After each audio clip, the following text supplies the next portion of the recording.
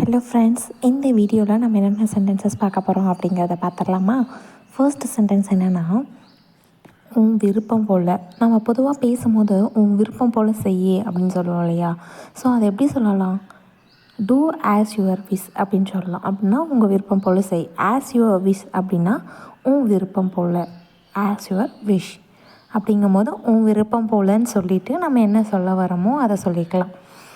Next sentence என்னென்னா, பொதுவாக நம்ம எங்கேயாச்சும் வெளியில் போகும்போது நம்ம ஸ்லிப்பர் போட்டுட்டு தான் போகும்.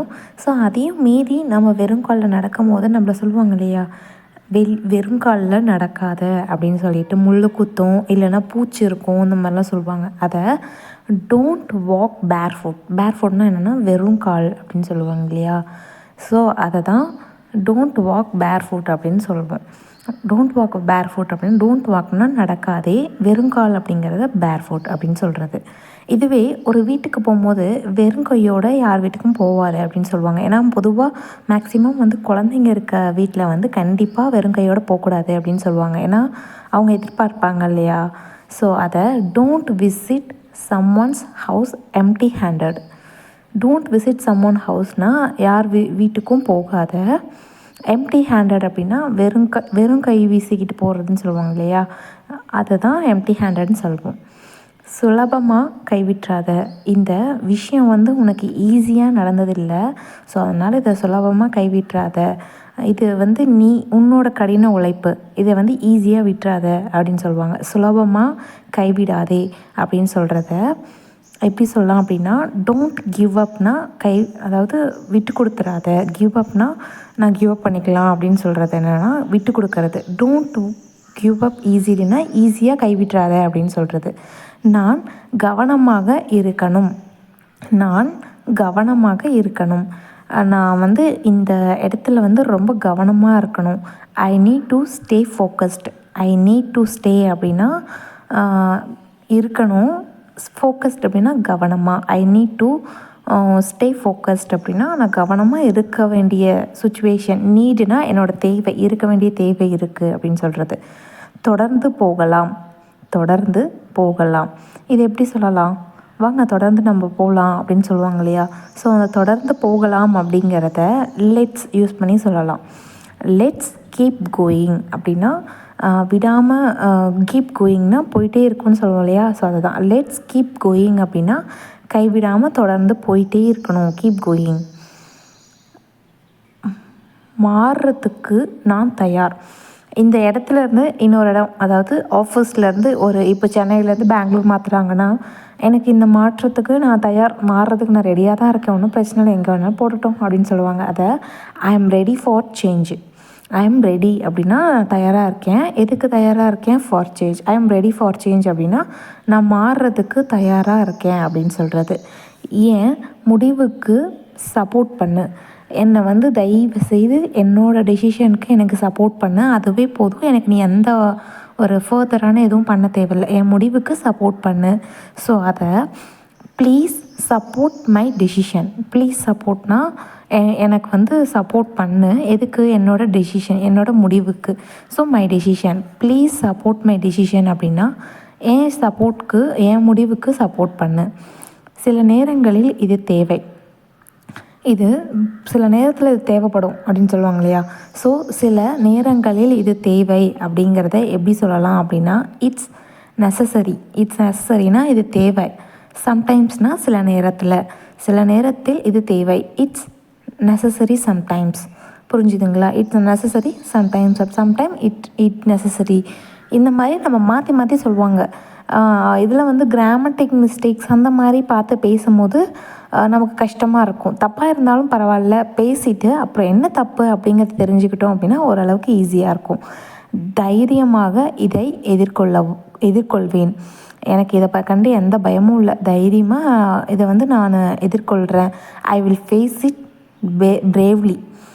பிரேவ்லினா தைரியமாக, ஐ வில் ஃபேஸ் இட்னா இதை எதிர்கொள்வேன். Next sentence.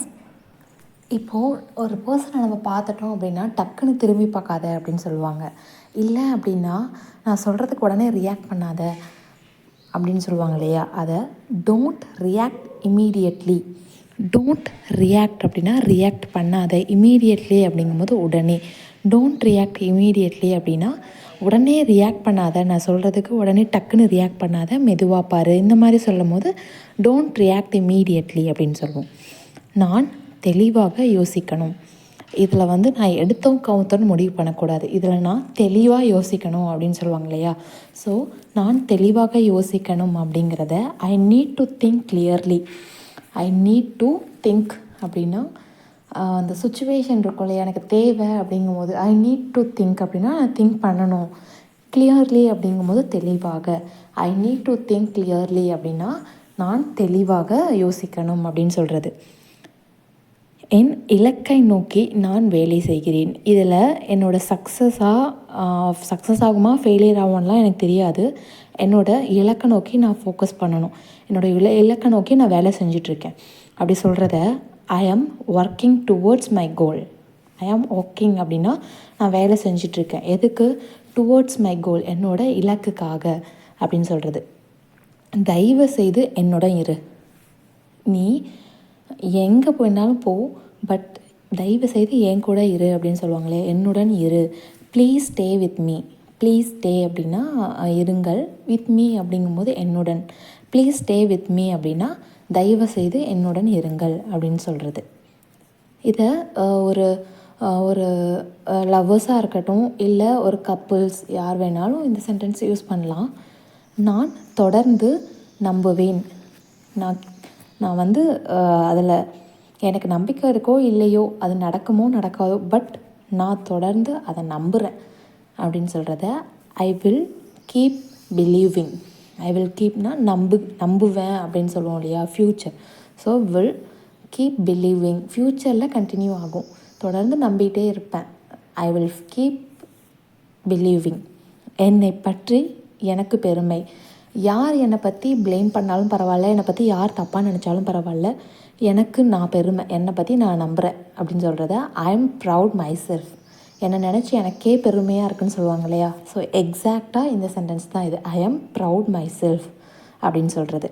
தன்னை தானே பெருமைப்படுத்திக்கிறது. உன்னை குறைவாக மதிப்பிடாதே.